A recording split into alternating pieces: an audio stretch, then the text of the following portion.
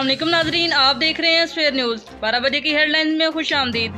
Headlines का आगाज़ करते हैं। मरियम नवाज ने ऐलान कर दिया कि इस्तीफे देंगे, लॉन्ग मार्च भी होगा। अवाम की सहूलत को देखते हुए आगे कोई तारीख देंगे और मौसम के हालात भी देखे जाएंगे। नवाज शरीफ को NRO नहीं देना चाहिए था। नवाज शरीफ को NRO देने से मुल्क को अरबों रुपए का नुकसान हुआ है।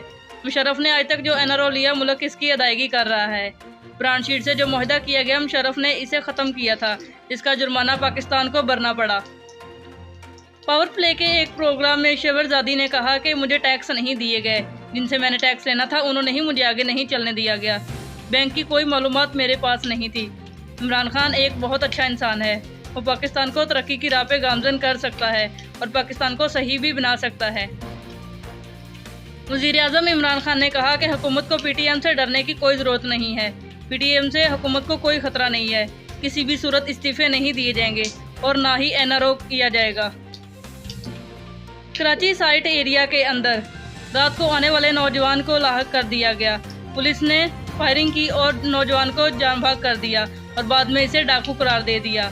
लवाहिकीन ने थाने के इर्द गिर्द घेरा डाल लिया और पुलिस के खिलाफ मुकदमा भी दर्ज करवा दिया।